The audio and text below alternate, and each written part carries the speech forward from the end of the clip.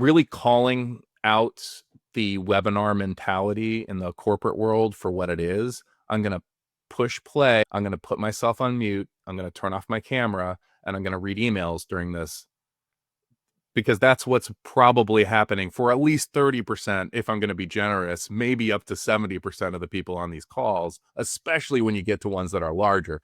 If I had a 6-person call where it's really intimate and we have only 6 people there, less likely that somebody's multitasking through it. But if I have 600, there's just no way to do 600 people with interactivity and cameras on and discussion that's lively without doing a lot of breakout rooms and things that people may not be prepared for. So really reinforcing that with folks that you've done this too. Remember the last time you jumped on a webinar and you probably spent the whole time reading your email. And like, oh yeah, I totally did. So is that what you really want?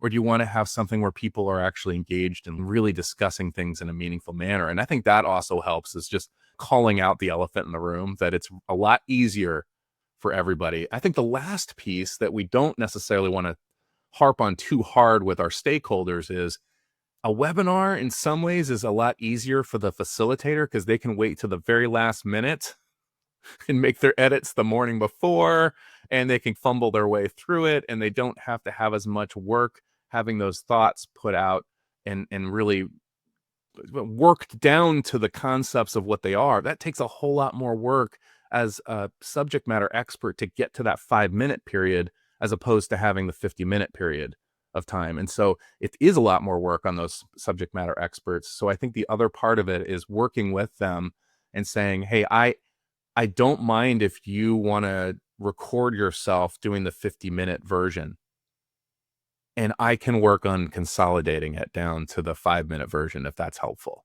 That's also the part that a lot of times is missed, is especially we're bringing in guest speakers or somebody that's not used to that. Like, how can I take some of that weight off of you that you don't also have to figure out how to consolidate it? Because that's what educators do. We're really good at that.